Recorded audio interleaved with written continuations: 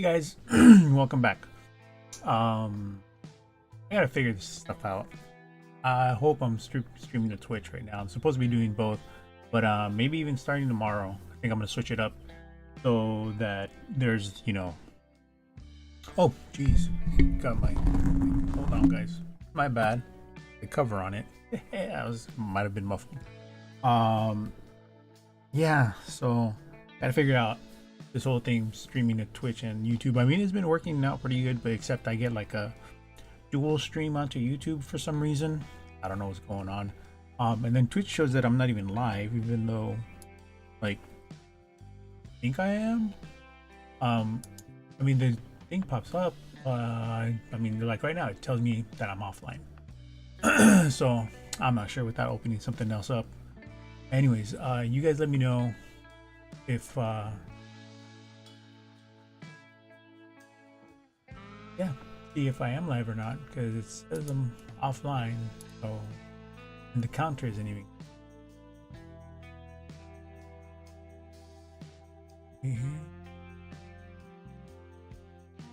Yeah, I don't know, guys. Anyways, I think I'm streaming. Oh, I mean, yeah, I know I'm streaming on YouTube, because I can actually see myself, my broadcast right there.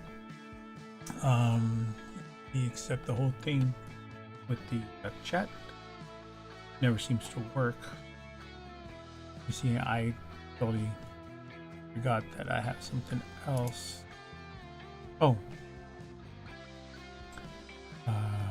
Anyways, you know what? I'm just gonna try and figure it out for next time. Set it up beforehand. Check out the stream, the chats. But anyways, let me see. Let's see what we got today. I don't know if you guys have been following the stuff going on with the conflict that's going on between the U.S. and allies in the Middle East and Iran. Sorry. But I mean, there's big implications, obviously, for the construction industry, and investments into rebuilding once this conflict is over. Whether or not the regime will fall, it seems like it, just because so many people there in Iran are just tired of it, tired of the senseless violence that the regime brings about. And so, because of the bombings in the U.S. and Israel, there's a lot of military installations, obviously, that have been hit. A shit ton of them. So all that stuff's gonna have to be rebuilt. Of course, right now the whole thing is that Iran is being choked. It doesn't have any money between the blockade, sanctions, and the sheer destruction of what the U.S. and Israelis have done right now. But if everything goes the way it looks like it's going, and Iran does free itself from the Islamic Republic, from the regime that is there, the Islamists. What I've heard is that they're going to have since they have the sanctions removed at that point, they're going to have access to all their frozen funds. They're going to be able to sell oil again. But that might not be enough as far as the oil goes, because as I've heard, I didn't know this previously, but once you stop oil from flowing from a well, you actually can't start it again. And so right now, apparently, because of the blockade, Iran can't sell its oil. It can't export it out. Ships aren't allowed to come in to dock at Iranian ports. They can only use the ports from the other countries that use the Persian Gulf, like Oman, the UAE. Actually, I think also Yemen. Like I said, Oman, Saudi Arabia, the UAE. Not sure, I can't remember about Yemen. But anyways, so because of the blockade, Iran can't sell its oil, which means all the oil that it's pulling out of the ground, putting it in barrels, is just sitting there, and they're gonna run out of storage space for it, and that's happening very quick. So if they have to shut them down, I don't know what's going to happen. They're going to have to invest in, I guess maybe new wells, drilling a new spot, and that. The problem is that, as you know, a couple of weeks ago, the U.S. and Israeli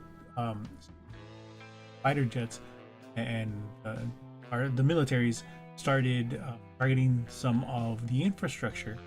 President Trump said he didn't want to do it. It was pretty much a last resort type of thing, so that Iran still had something to sell, something to use in order to get the oil and their energy out of the ground.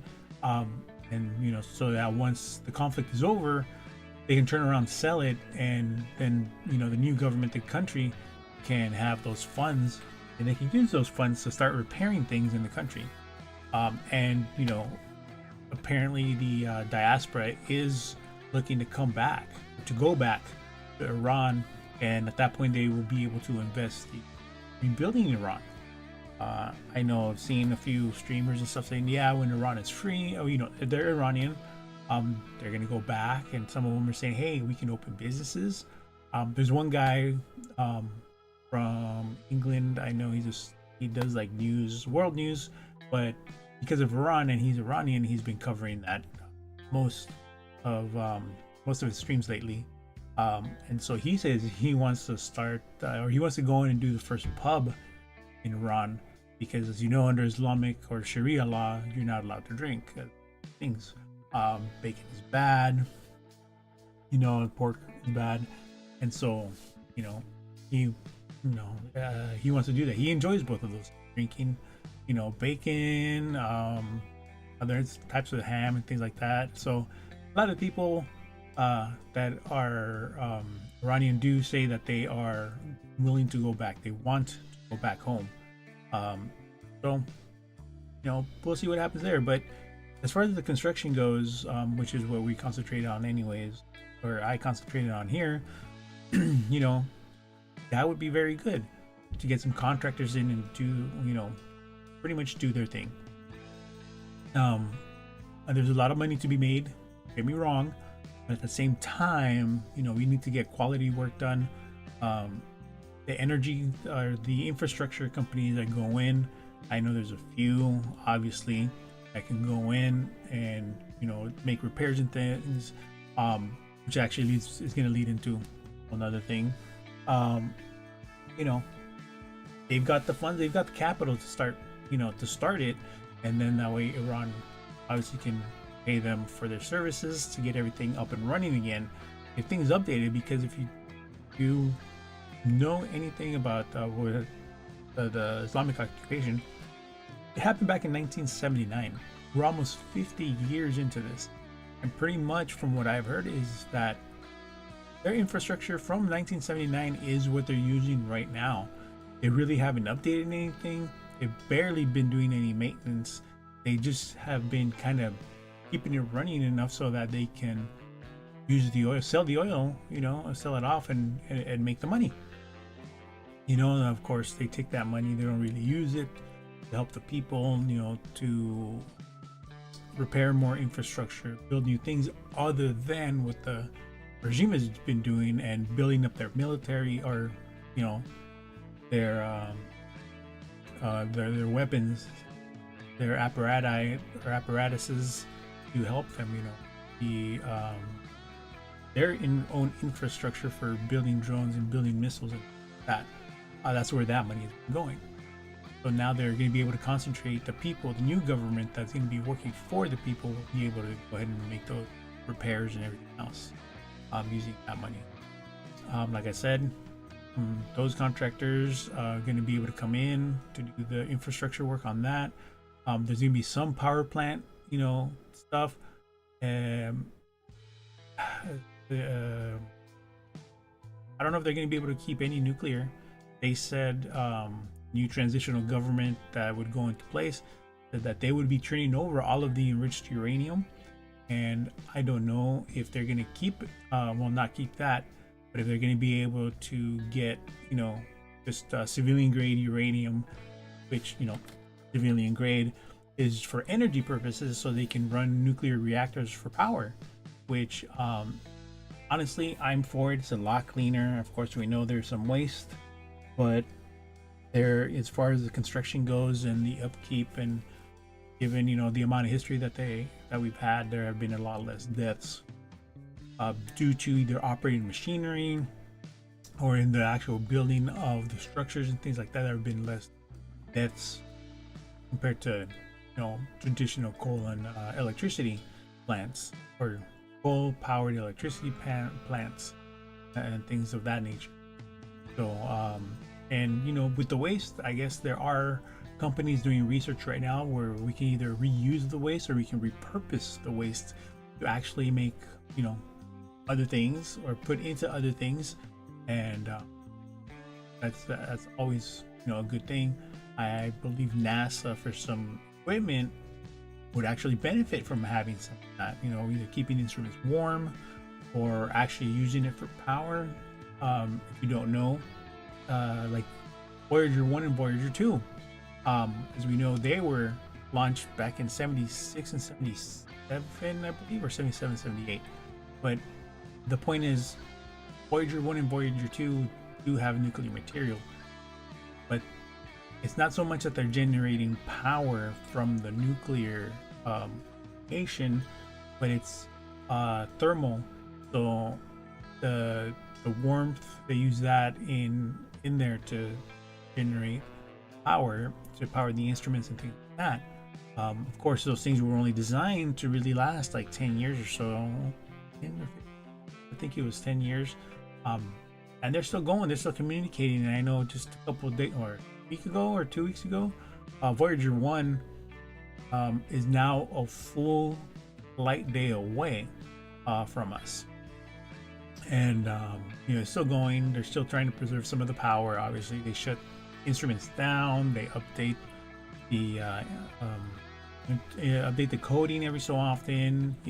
Kind of turn something on here, turn things off there to conserve as much power possible. And they've been doing this for decades now, and that's why the Voyager are still out there. Of course, we hear mostly about Voyager 1 because that's the one, obviously, that made the leap across the interstellar, or is now into interstellar space, has left our solar sphere, I think it is, where the influence of our star, the sun, is no longer present, or pretty much, no longer present in the readings for Voyager 1.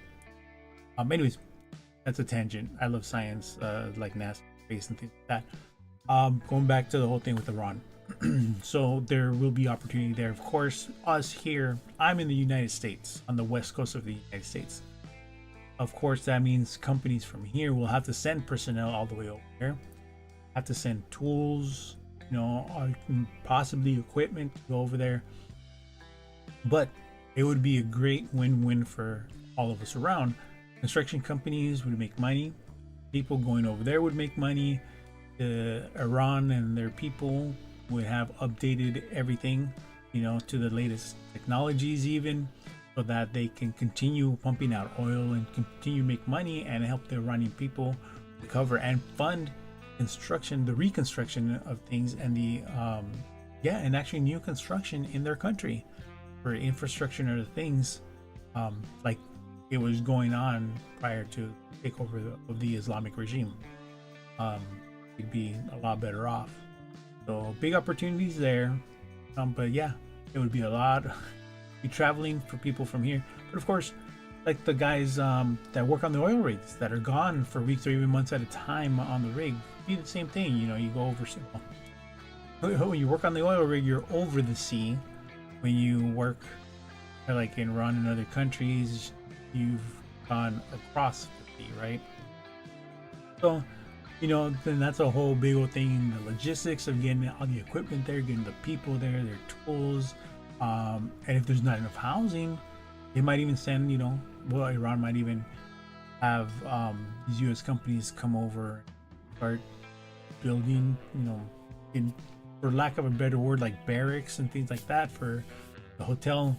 For the construction people that are going to be coming over and doing all that stuff, or even, let's say Hilton or some other big hotel chain can come and build a couple hotels in the area to house all the people that are going to be going over there and doing construction.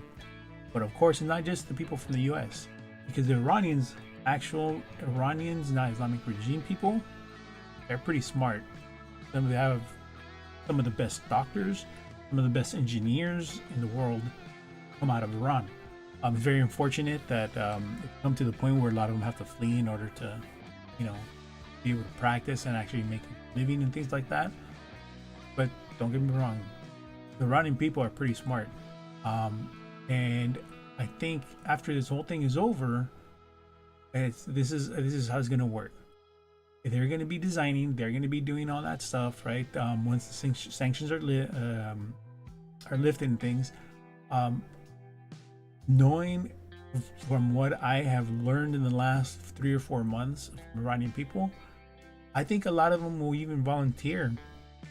You know, the engineers and the doctors to get this stuff going, and do some design work to help whatever they can. Of course, they would love to be compensated, and I'm pretty sure even if they want to volunteer their services, I'm sure they're going to get paid. But anyways, it's just going to be a good win-win everywhere, all the way around. And just like, you know, there's subcontractors that come in, they specialize obviously in an area like millwork, right? Concrete, reinforced steel, everything else, MEPs, the electrical, the plumbing, yeah, and even those guys, it's not just regular plumbing, it's not regular HVAC, mechanical stuff that's going on in the plants. It's very highly specialized, you know, with the high pressure and low pressure, the thermodynamics going on in order to turn crude oil into viable petroleum for other things, even just to pump it out of the ground to put it on ships, then the crude oil to other countries for refinement. I mean, it's a big process, it's a big logistics challenge all the time.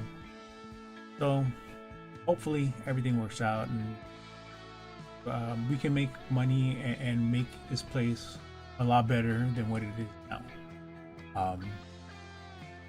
So that's where we are with that.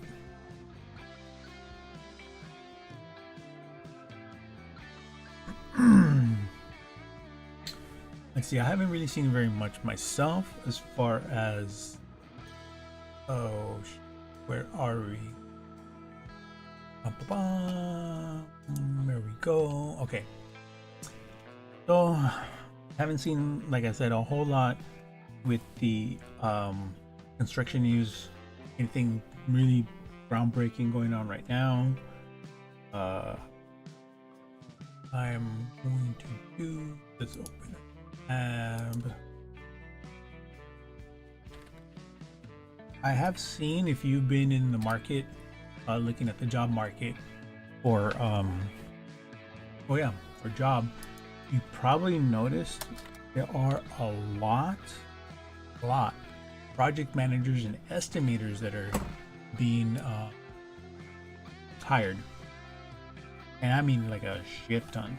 Some senior project managers, a lot of project managers, estimators, a couple of junior estimators, and some senior estimators also.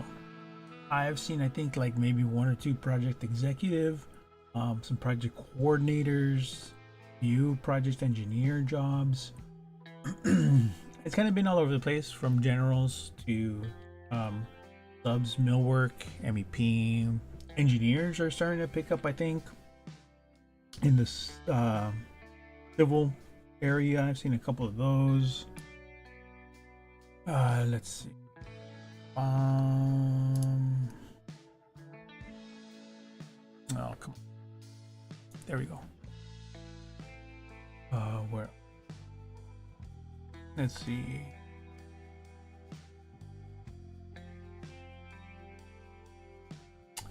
All right, I pulled up the.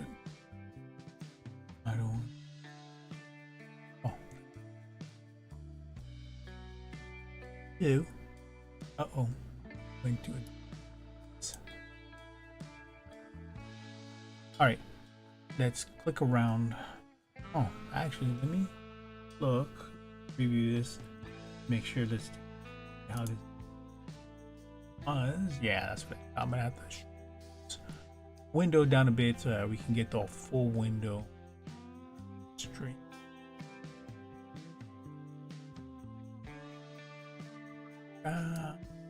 Bring this in like so. Perfect. Yep.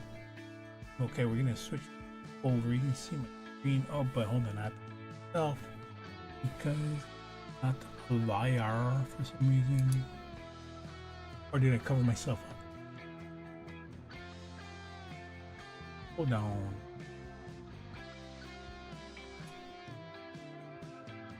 Aha.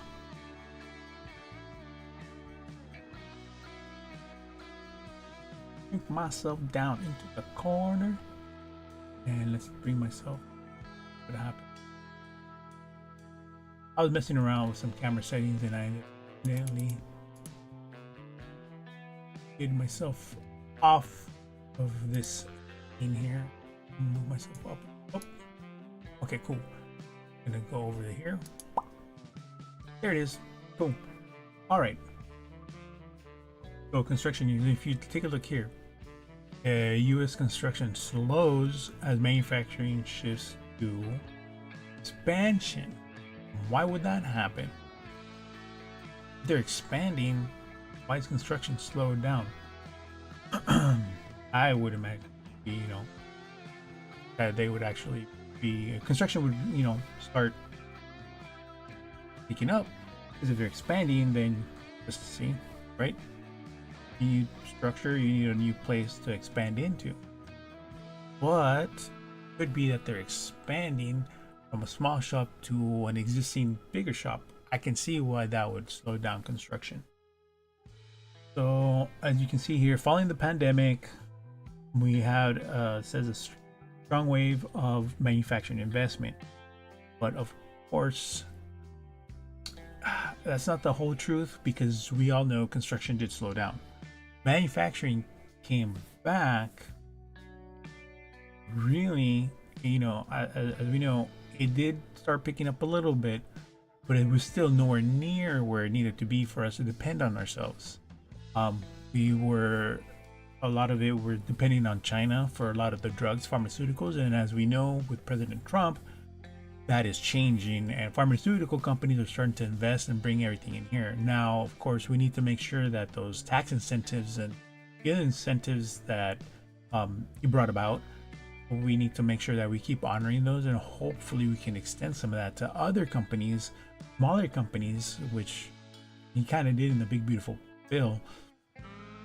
We need to make sure that we keep some of those incentives, if not all, in order to keep manufacturing here in the US, from industrial to the industrial base to machining and things like that.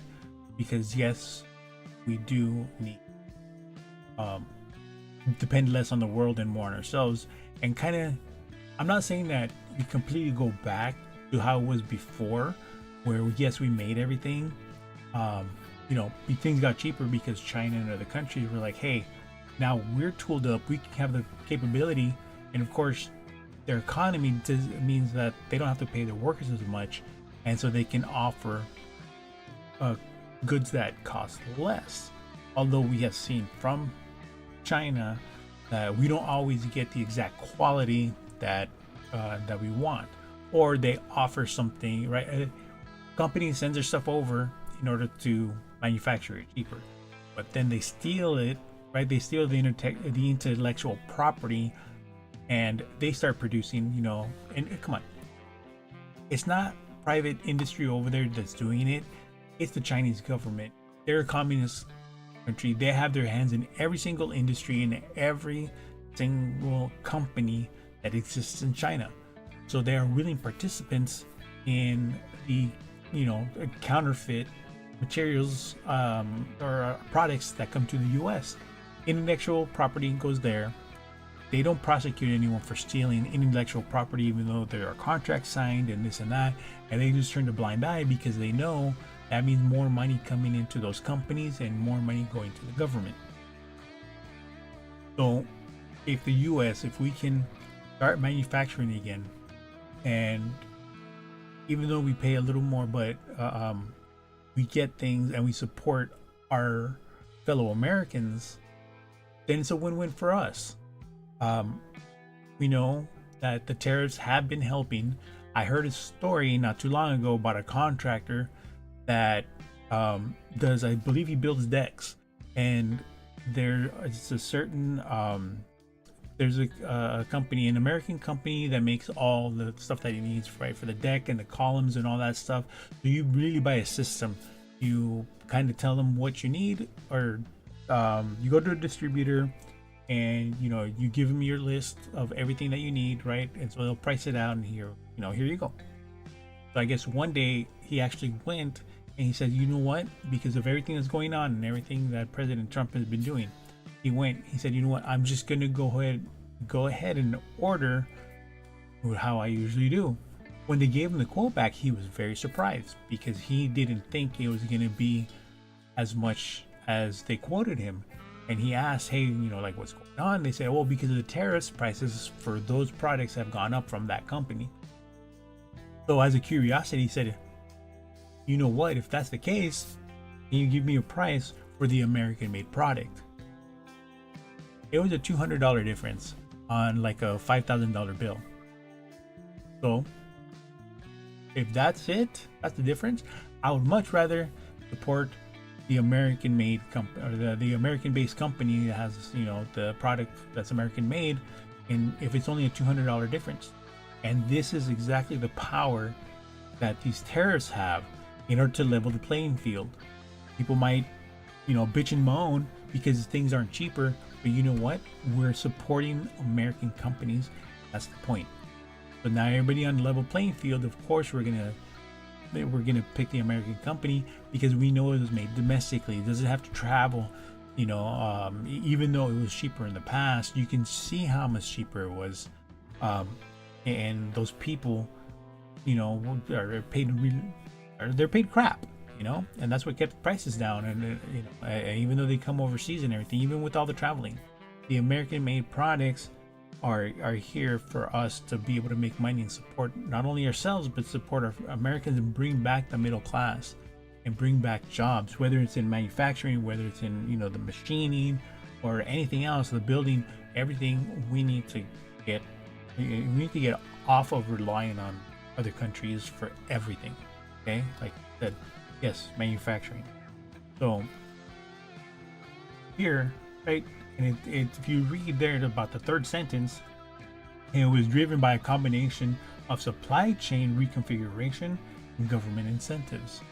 However, the momentum is now clearly fading, with leading indicators pointing to a sharp slowdown in new project activity.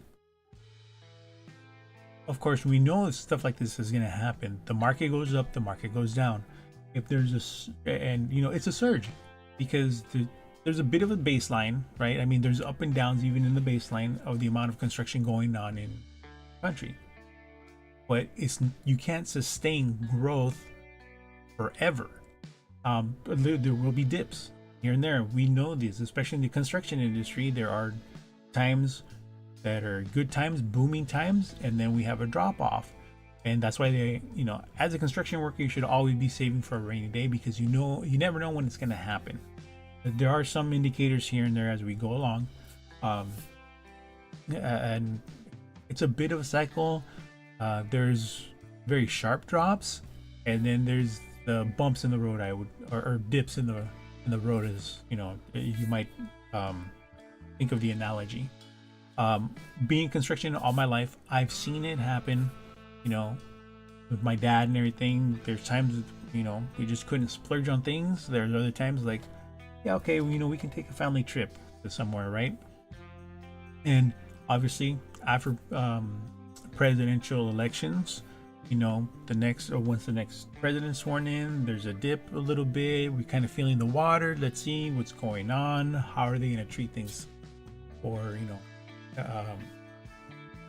see how things are going to go. Policies and things, some policy shifts obviously really suck. Some policy shifts are good, bring good times. Let's invest in infrastructure. let's say, like this, invest in manufacturing. And currently, right now, with President Trump, that's what he wants to bring America back. He wants to make America great again. And I completely agree that we should be investing domestically. And I'm sure your pocketbooks, whether you're a project manager, in project management, project engineer, project coordinator, we see these things.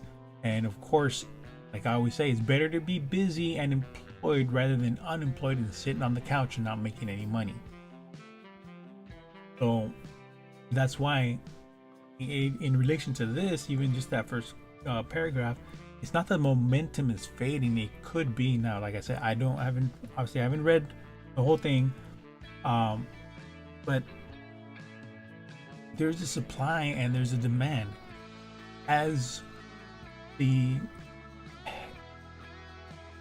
there's a lot of work and these companies are building, then yeah, there's a lot of work, there's a lot of money in there.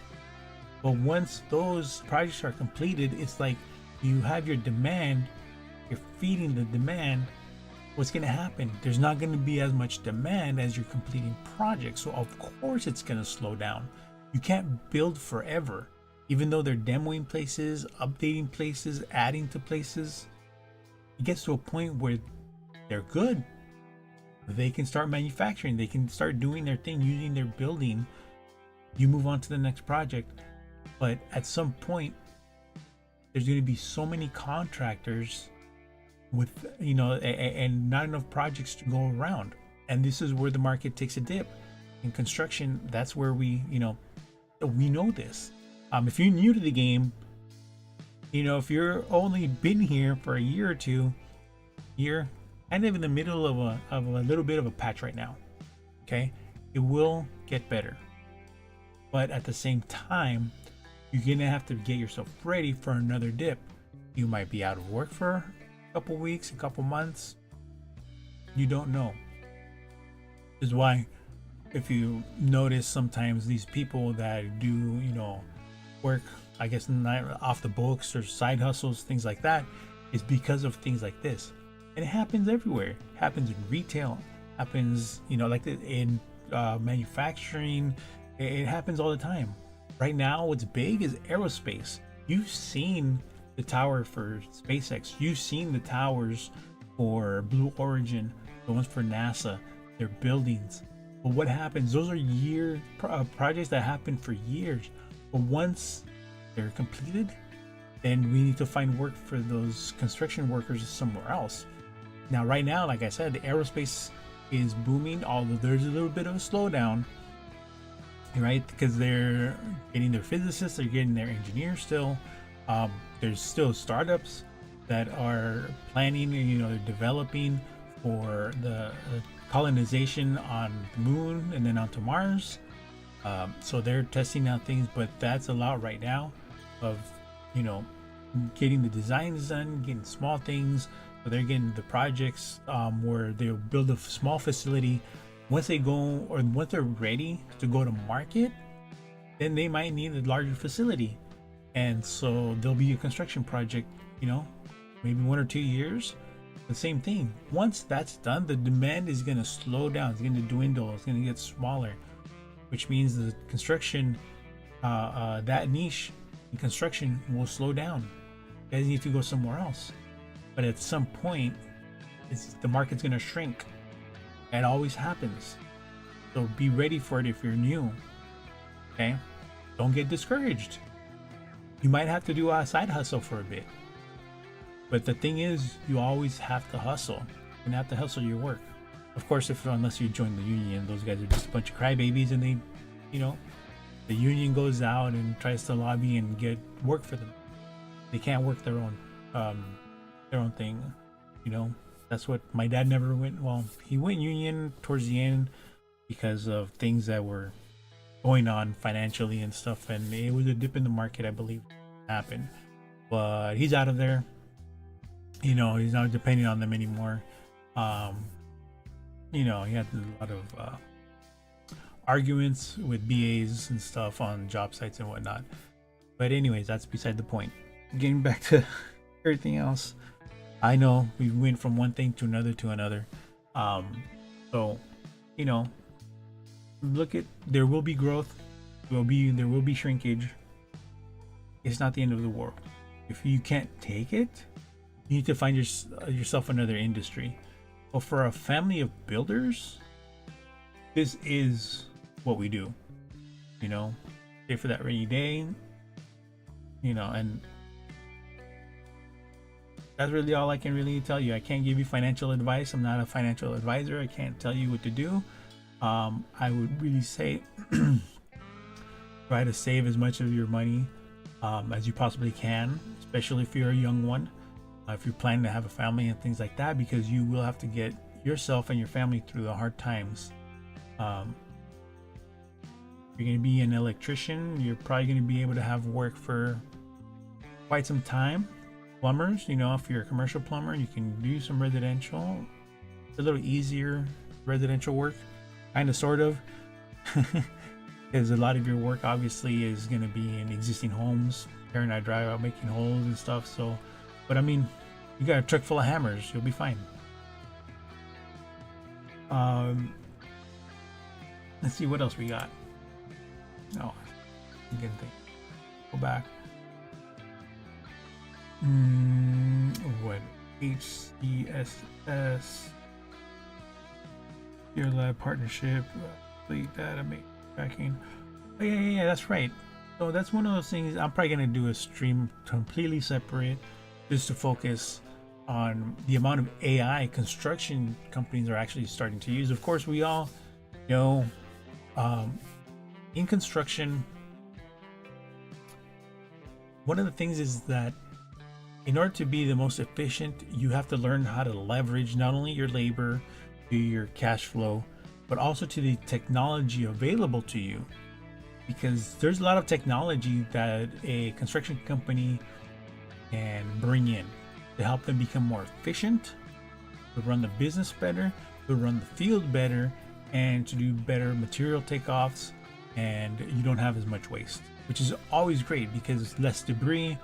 You have the people that your laborers or your apprentices that have to spend less time picking things up, throwing them away, when they could actually be helping in a journeyman and actually learning. And this is one of those things that can be very costly for a company, and especially if it's not implemented correctly and you end up with a system that's there, but it's kind of hindered and you don't have sometimes you don't have full access to all the features. Either you couldn't afford it or they're just not there, missing features. There was a company that I was working for not too long ago where they didn't want to use the Procore. They didn't want to use other tools that were available to them that were already full featured suites.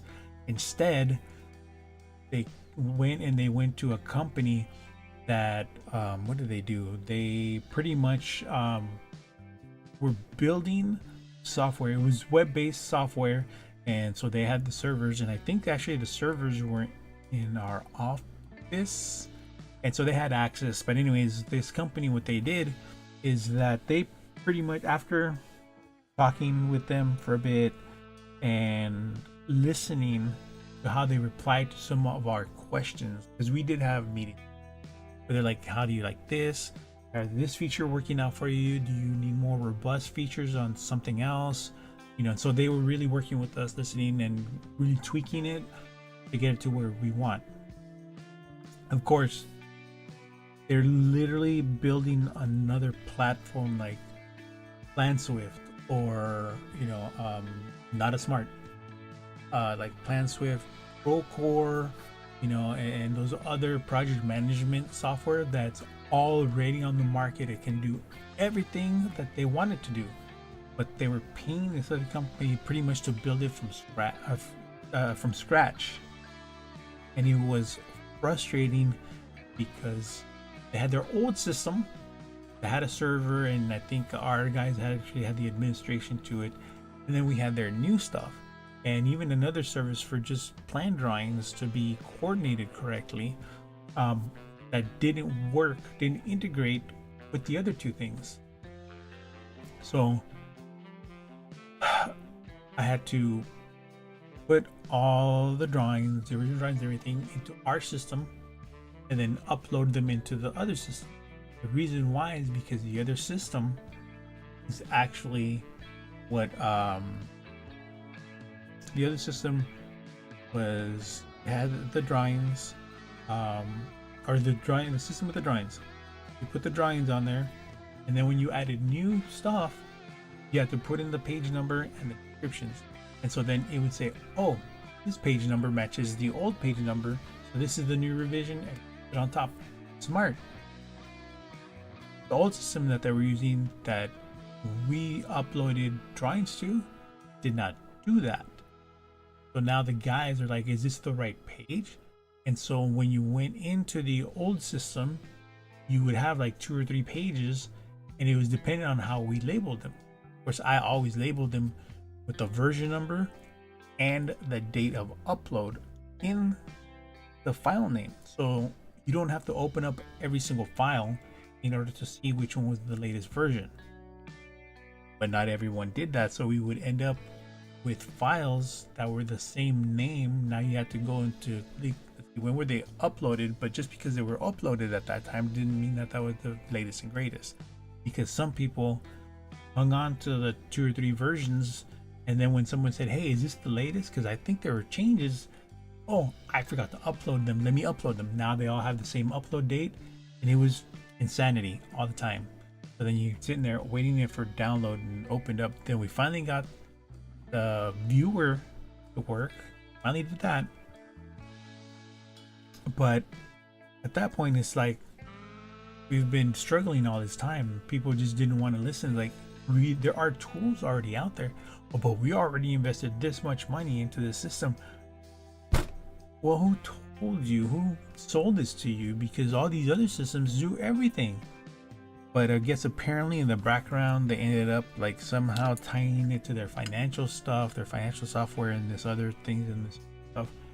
And it's like, you know, there's still these other companies that work together to give you all this stuff that you're asking. No need to do these things, but that's neither here nor there. They were also using some very complicated, very hard to use project, or not project, but scheduling software. I mean, I just went into, you know, it was like it was a 13-week project. There wasn't a lot of components to it. It's just time consuming. It took me like 4 hours and some YouTube videos just to make a very simple schedule. And then the boss, the project manager, says, hey, you know what, I need you to change this. Okay, so I have to go in. Oh, and I need you to show this delay. And I'm like, listen, that's getting like out of the wheel. I've been at this for 4 hours. This is taking way too long. So I actually had my laptop on me. I have my own personal license for Microsoft Project. We took it out, opened it up, recreated the schedule, put in the delays. Here, do we need a change? It literally took me an hour to make all the changes, everything that he wanted me to do. It took me an hour to do all that stuff, make the fonts, change colors. I want the bar, you know, the bar lines to look different for, you know, for the delay. I want to do this and that. Okay, like I said, like an hour. And after the changes, I was there for like an hour and 20 minutes. It's like, look, why are we using this other software that freaking sucks? Even our civil engineer on staff was like, well, here, I did the schedule, I made these changes, blah blah blah, and you know, we're looking at it like, okay, well, it looks nice, right? Like, doesn't have our logo, doesn't have this. And they ask him, he's like, oh, all right, let me see, I gotta figure that out, I forgot how to do it. They hardly ever touch that scheduling program, because they usually got schedules from the GCs, and then they would just make an Excel spreadsheet and fill in squares, and it looks so bad, horrible, you know. So anyways, in the end, us, the project engineers and the project manager, he didn't have as much experience, but he saw how fast we worked on Microsoft Project that he endorsed it. We went to management, we went to ownership. I can't believe it still took them like 4 months to get the IT company to do the research and figure out the pricing and stuff and give us licenses for Microsoft Project. I'm like, dude, I went online, I got a key, I had it installed and everything within like 30 minutes, man. Right? It was a lot cheaper, of course. Like I said, it was my own personal license. They went through their channels, and of course, so they had to pay the IT company, they had to pay the IT guy for his time and doing the research and contacting a Microsoft partner and doing all that stuff. I'm like, dude, I just went online and I found this guy, and or not this guy, obviously, company. I paid, they sent me my license within like 10-15 minutes, not even that. I was up and running, man. It's, they even gave me the link that sent me to the Microsoft website, and it's like, they told me, take this one, download the trial, install it. When it asks you, and here's your key, unlock the whole thing. Like I said, within half an hour, I was up and running in Microsoft Project. Sometimes they make it so difficult, but once again, tangents all over the place. So, yes, there are plenty of tools out there for us to use in the construction industry. You need to make sure you have the right people looking for it and searching for it, and making sure that it's going to do everything that the project management team needs it to do. It doesn't really always matter that it integrates with everybody else. I mean, that's a nice feature to have if we can get it. But as far as the AI and leveraging that stuff, it usually works, especially if you're just running numbers, things like that. Nothing complicated where you have to have the AI make decisions for you, right?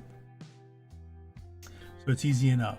But there are some companies leveraging the AI and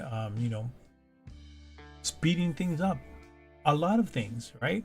Or even helping to automate some of the processes in the office, so that it becomes a lot faster and more efficient, and it frees up people to actually do other work that needs to be done, make phone calls and make those decisions, and just say, hey, with the AI, I need a report of all the customers new customers that we signed up this week or this month in the last quarter. Easy enough. Wham, if it's gonna take you, even if it's gonna take you 30 minutes to get into the whatever your CRM software is or whatever, and get in there, adjust the reports, let's see, pick dates and this and that, AI will have it out to you in 30 seconds. So that means that now you can either call someone to take care of something else, run a human report, fill something out, send it in an RFI if a project manager or a project coordinator, sometimes a project engineer. So it's good, but you have to understand, just like all the other things, your hammer is a tool, the power drill is a tool, the saw is a tool. AI and technology is a tool to get the job done, not to get the job done for you. They're to assist. So in that vein, there's all these things that companies can use, but the biggest thing is there's no exception, there's no substitute to humans being there. AI might even be smarter at making decisions than some of the people, but there's a lot of factors that go into a lot of the decisions that are made in construction, and you have to have that human element sometimes to outweigh the pros and the cons, or to weigh out the pros and the cons, because we have seen times when AI just sidesteps their directives, honestly, which is scary. We need to put better guardrail on that. Yeah. So let's see. Cash flow constraints limit growth for commercial construction firms. I mean, yeah, of course. Why not? If you don't have the cash to fund, your projects, your people, materials, and all stuff like that until the next billing cycle, and then you get paid. I mean, it makes it tough. You have to start making decisions, laying people off in order to increase your cash flows, or you don't have as much cash going out, send them home, things like that, right?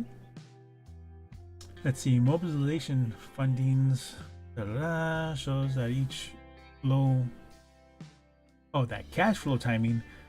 Now, demand is a key factor limiting growth for commercial construction firms. And yeah, I mean, if you get $1 million contract, that $1 million contract, if it's for, let's say, a 3-month project, obviously it would be a little bit bigger one, but let's say you got a 3-month project. 3 months, that's 90 days.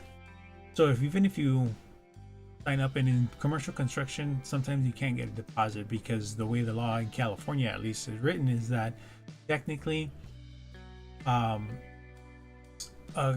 general contract or a contractor cannot ask for more than 10% of the value of the contract or the work that's going to be done, right? Which usually is the worth of the contract, or $1,000, whichever is less. That's the constraint. So even if you're doing a $20,000 project, you can't ask more. You can't ask for more than $2,000 to start the project, technically. Now, some of these people get away with it by putting it in the contract, saying, "Hey, we need a 40% deposit, blah blah, and that." But it's because of the labor. Now, of course, the workaround around this is you can say, okay, here's the price, right, for all the labor, and here is the price of the materials. Can you purchase the materials, and then we'll come in and we'll do the work. That is a workaround, because you're not asking for money, you're asking them to pay the vendor directly to get the material site, which I believe is actually legal, or a little bit of a loophole to that whole thing with the deposit. Because even if you, for whatever reason, something happens where you can't perform, you can't get guys there, or you decide, you know what, we're going to terminate the contract, then the person, the owner, or whoever the entity, the purchaser, is not out that money because they have the material there. They just need to look for someone to come in and actually do the work. Whereas if you ask for a deposit, if you don't order the products, if you just skip town, now you're gone with their money, or that person is gone with their money, and they have nothing to show for it, which is horrible business practice. But as you can see, this is how they thought this would be a safeguard.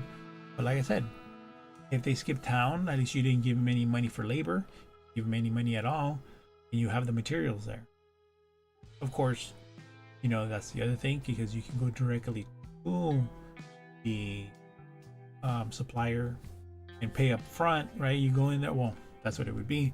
It's too bad that without an account, you can't, with, of course, understand, without an account, you can't, you don't have credit with them, but you're not going to just give you, $10,000 worth of materials and just say, okay, cool, pay me back after we invoice you. But back to cash flow.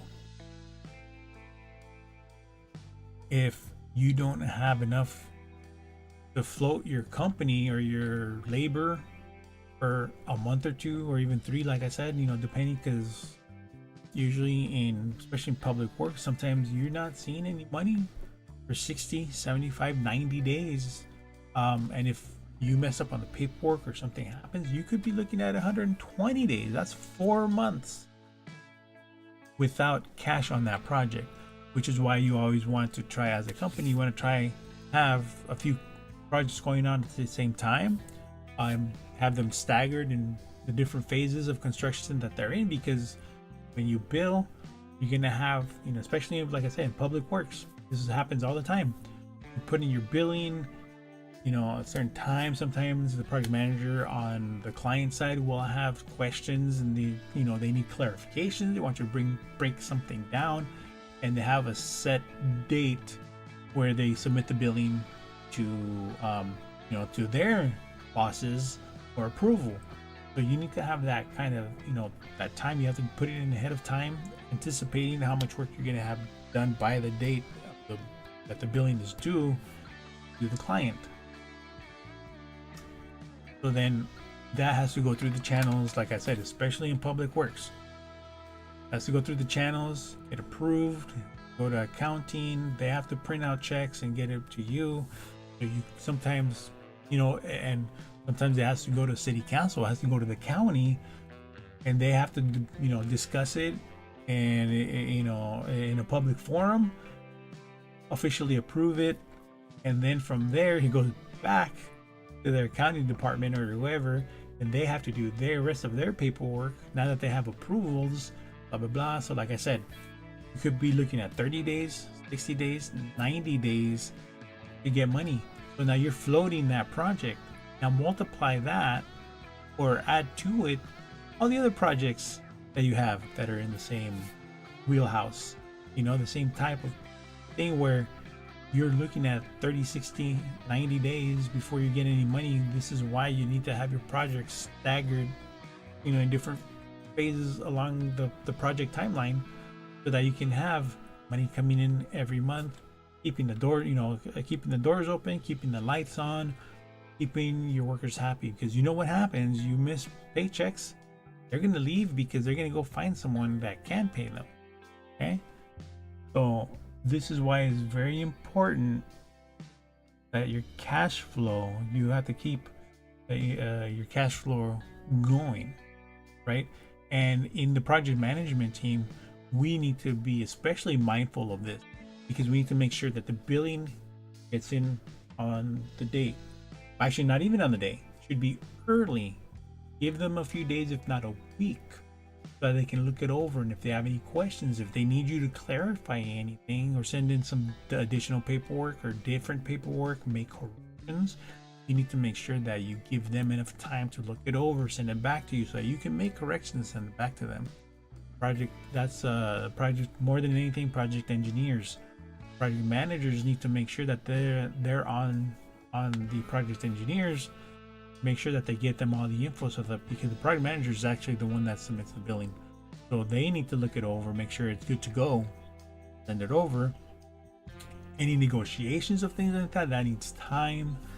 So you need to do all these things. And the thing is, you might have projects in different phases obviously at any given time, but those monthly billings are due around the same time, so that you can do that in like a 30, 60, 90. You should be able to have with your ongoing projects, you should be dialed in, so that when you submit your paperwork, it's pretty much approved, right? Or in an approved manner, or in a state where it could be approved without it being kicked back, certain things, right? So then that works smooth, so you can have money coming in from all the projects, even though they're in different phases.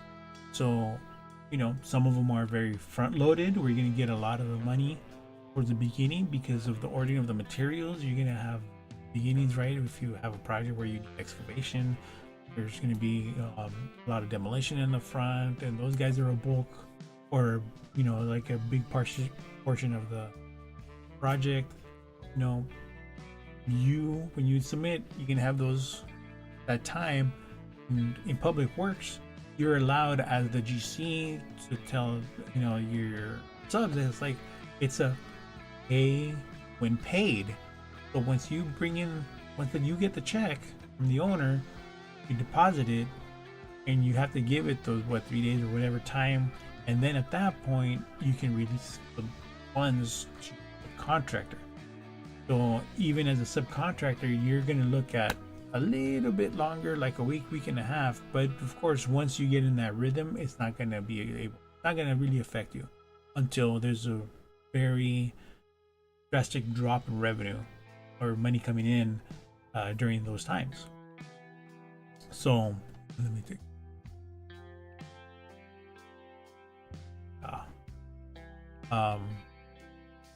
So yeah, that's where we're at with that. Sorry guys, I'm just checking stuff real quick here.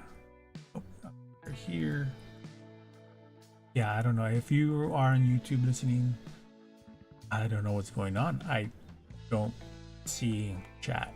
It's just an ongoing issue. So maybe this will get fixed next week, because I'm really toying with that idea of I'll do this Twitch early during the day, maybe to catch some of you guys on your lunchtime if you want to tune in during there.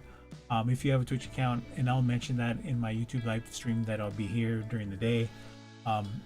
It'd be funny to get some people in here kind of asking like during their lunchtime, trying to get advice for stuff that's going on the field, right? Then go back and actually do that. That'd be hilarious. And then but yeah, I'll be on probably next week. I'll start being on YouTube, say like 4 to 6, catch you guys going home or even being at home already, right? A lot of guys get off at either 2:30 or 3:30 depending on what time you started and your trade.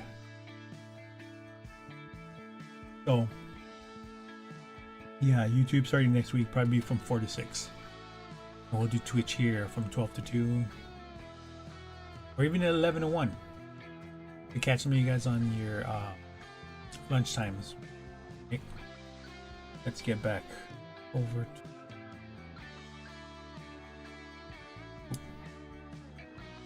guys go. Oh, wrong one. Okay. So you know what? Just that one more time. Just moving you guys backward. I had you guys before, so you guys don't catch that. All right. Yeah, scaling operations. That's tough. Being here to see the survey of 250 U.S. subcontract or U.S. contractors and subcontractors. So you guys know, small sample, and it depends what size they are and everything. 90% say they have been passed on profitable projects due to cash flow challenges. Now, usually this happens on larger projects and municipal projects because they look at your portfolio, and some of them say, hey, I want you to submit your financials for the last 3 years. I want to see how strong your company is. And when I was working at one of the first GCs that I worked with, they weren't even a big company. They were going in to do, I think, like a $2 million project, and and it's public works. And one of the requisites for your bid was to submit the last 3 years, like it wasn't the cash flow, it wasn't exactly the taxes. There was some particular financial thing that they were allowed to ask for, and so we were actually one of the 4 contractors that qualified, because we had, I think it was about 36 or 37 contractors. I mean, there were a couple subs, and I mean, when I mean a couple, I mean probably like 8 or 9 subs that were there during the job walk. But it was all general contractors in the area, and so it ended up weeding a lot of them out because, like I said, in the end, there was only 4 of us that were allowed to bid. And as you are in the space, you know, you want to have at least 3 bids. You know, if for the public opening, if there's only 2 or if there's only 2 contractors, it might be an issue, but some of them actually are left at the discretion of the owner to say whether it was fine having just the 2 or if they want to put it back out to bid. But of course, putting it back out to bid means they have to spend the money again to advertise the project and have their people make tweaks to, you know, dates, bid dates, dates for questions, things like that. And then who knows, the architect or the designer might even have, you know what, this is going to extend the amount of time that we're going to be on the project, so extra money, you know, put their hands out like everybody else to the owner. So it just kind of depends. But yeah, cash flow is definitely a thing that contractors worry about, and yeah, even owners worry about, especially on a downturn if they want to. But of course, during the downturn, a lot of owners won't even entertain the idea of getting the project off the ground, even putting it out for bid. Um, Sometimes they'll do the design work during these downtimes, and have the plans ready so that when the economy picks up and they're like, okay, they see a pretty bright future for the next couple of years, then they'll pull the trigger on it. You know, kind of depends what's going on in the construction world. All right, let's take a look at here. What else do we got? Anything like major? Because we also have because of the manufacturing, right? Nvidia said they were going to bring $500 billion into the country of new fab production. TSMC, if you don't know, these are chip makers, right? Nvidia, big for their graphics cards, and they use some of their higher end chips for AI, and they have optimized them and are actively having new architecture for their new chips that are powering AI and powering graphics cards. And those are two different types of chips. They did start using their graphics cards chips for AI, but then they did separate the two and pivoted part of their company towards AI. So there's that. And so Intel recently, because I don't think they ever had graphics cards, but then I think it was at the beginning of last year or of 2025 or the end of 2024, Intel did start releasing GPUs. So they had, and of course they have their own foundries. They manufacture some, and then they order more from TSMC, who I believe is like the #1 chip manufacturer in the world. And it's, TSMC is the Taiwanese semiconductor manufacturing company, I believe is what the TSMC stands for. And obviously Taiwan's in the name, is in Taiwan. They're huge, billions and billions of dollars every year. So they said to avoid the tariffs from Trump's before the big beautiful bill, Trump's tariffs, they were going to invest a whole bunch of money into building a foundry here. So jobs, because those foundries are, depending on the size, could be a couple years of actual build time after the design. And those designs can actually, I'm surprised, can actually get done pretty quickly, because it's more of the electrical and mechanical engineering than actual structural engineering, because they're just huge warehouses. So you make a skeleton, you have your foundation, which I know probably needs to be thickened here and there, and accommodate for MEP stuff coming through, the plumbing and mechanical pipes, for cooling things. I mean, honestly, a lot of those pipes can be done, overhead, except for, for the manufacturing where they use water and use other things that needs to follow suit with that. But I've also seen them do, right, because of cabling and things like that, you need to have a depressed slab in some locations in order to put, cables, or even almost like a tray that they use as or water or even chemicals to flow, and they have grading on top of that, and then you can roll the machines over them and that. So once again, jobs out on the outskirts of towns, not quite in the middle of nowhere, but pretty far away. Guys, you might have a 45-minute drive there, and I don't mean a 45-minute drive like when you're going in the city here from like Orange County to LA County, or heart of downtown LA.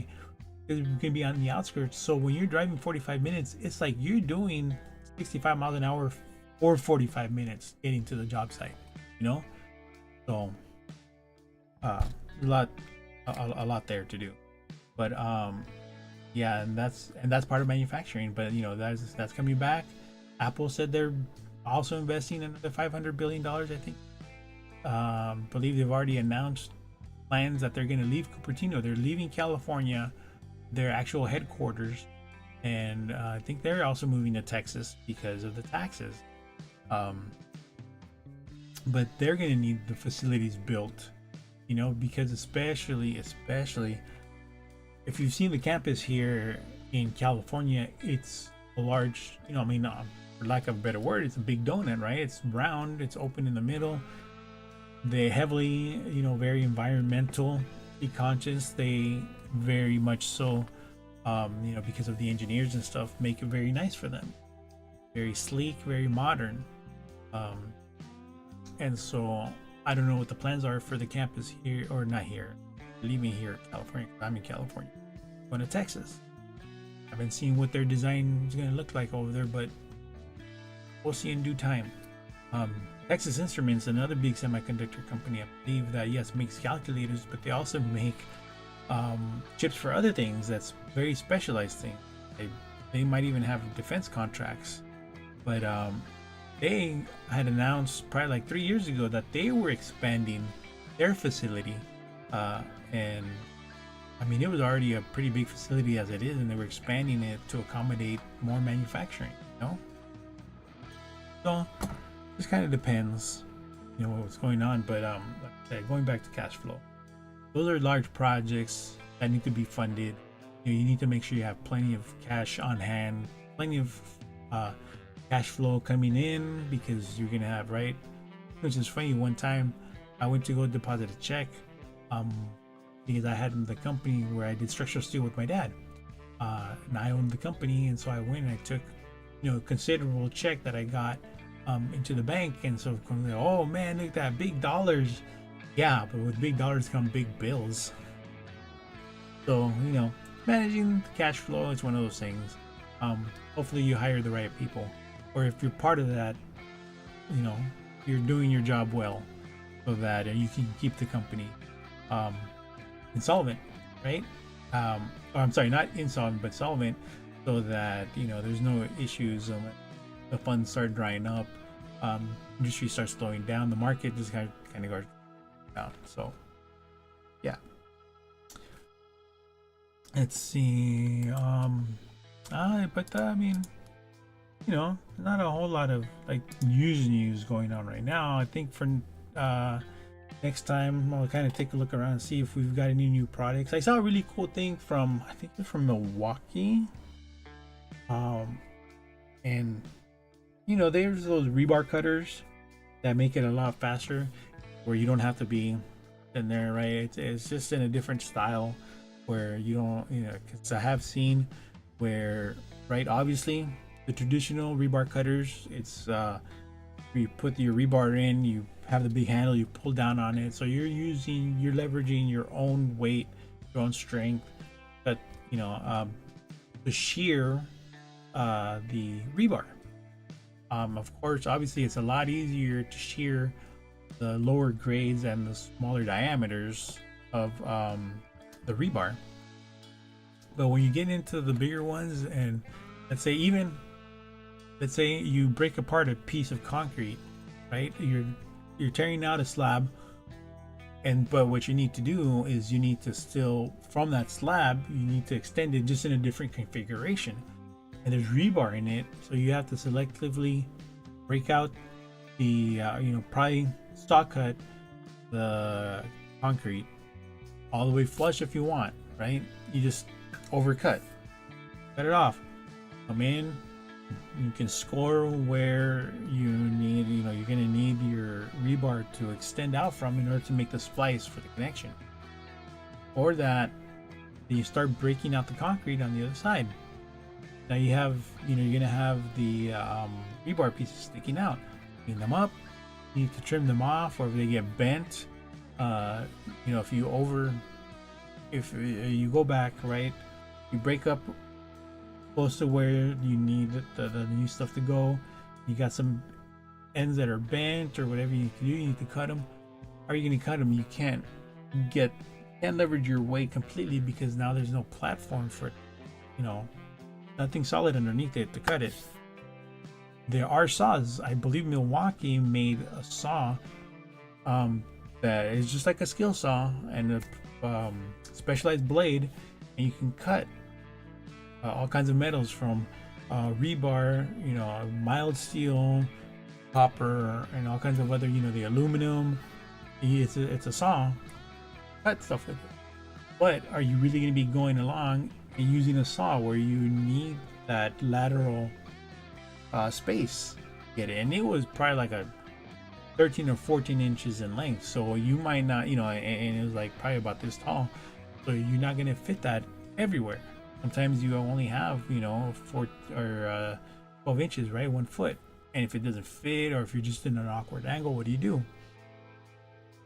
So it really was almost like a bandsaw type of thing.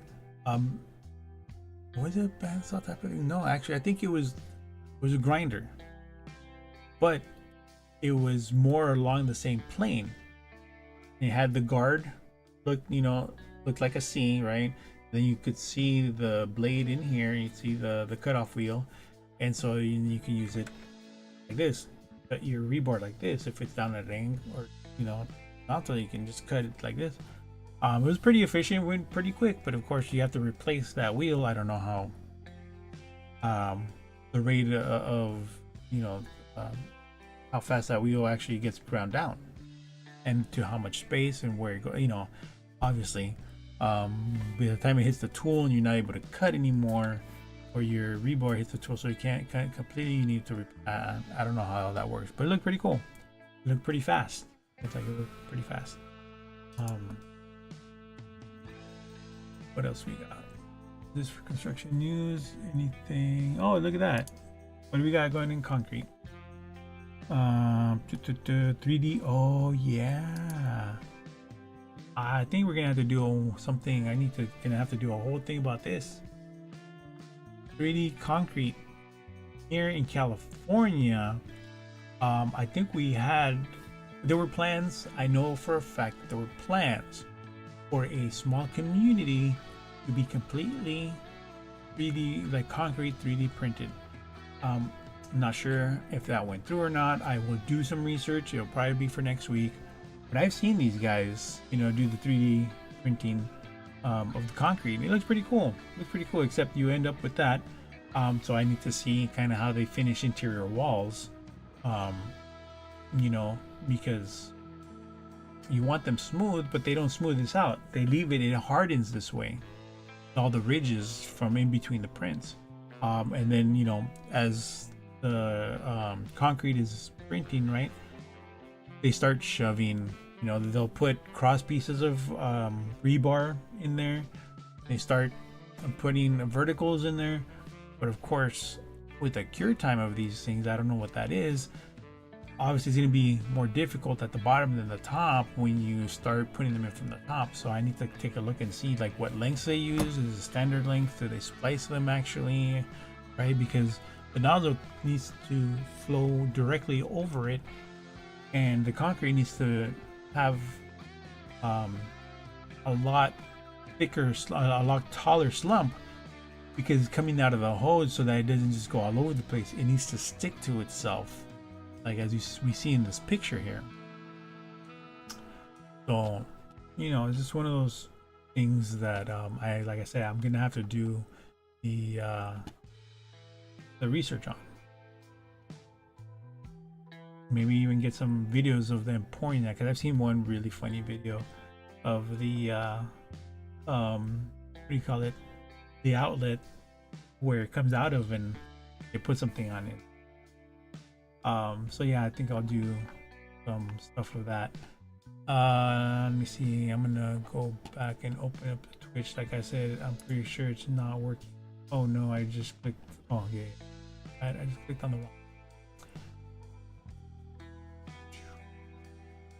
I don't know, which not cool. So yeah, so I've been going, what is this, like an hour and 30 minutes or something like that.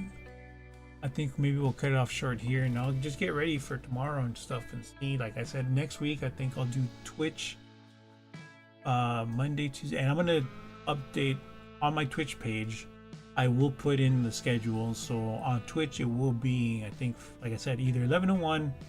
I think actually would work better for construction workers. If you're, like I said, if you guys are on site, if you want to catch this broadcast, and you guys can jump in and ask questions at any time,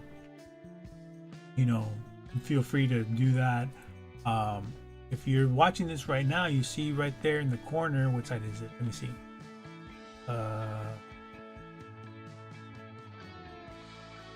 There we go. So if you look, I think it's actually down in the corner right here. You guys can support me on like Ko-Fi. I don't know, but everybody always says, buy me a coffee. And we really appreciate it. That would really help me in doing this. And also when I go out, right, for gas money and maintenance of the drones, if you haven't seen, if you check out my YouTube channel, I've also posted on Instagram and Twitter the footage from the Westminster Mall that's becoming the Bolsa Pacific development, where they have all of those housing units that are going to go up. They're going to redo the shopping there. They're going to have some green spaces, right, like small walking areas, parks.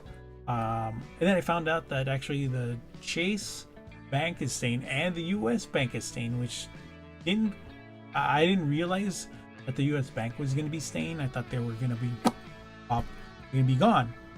The other thing I found out is that that whole entire property is not one parcel. It's actually divided into a bunch of parcels. So like when the company that purchased the property actually like bought, I think, the Sears property first, the Macy's property, and where the other outskirts buildings, like where the Babies R Us was, that's a parcel in itself, right? The Chase Bank is another parcel, but they had to buy those parcels separately, which is why I believe the Chase is staying and the US Bank is staying. I believe those are their own parcels, and I don't know if they're in on the update.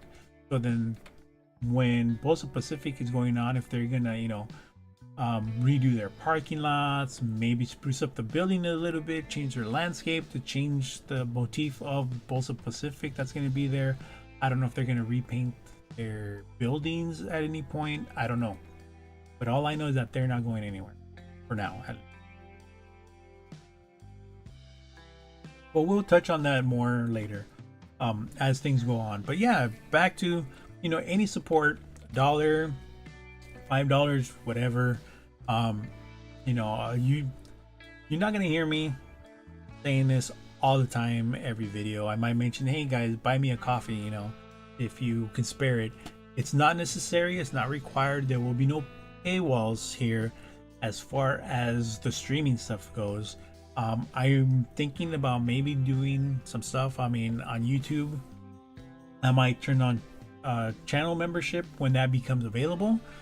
Maybe do some behind the scenes things, but any support that anybody in this community gives me would be awesome.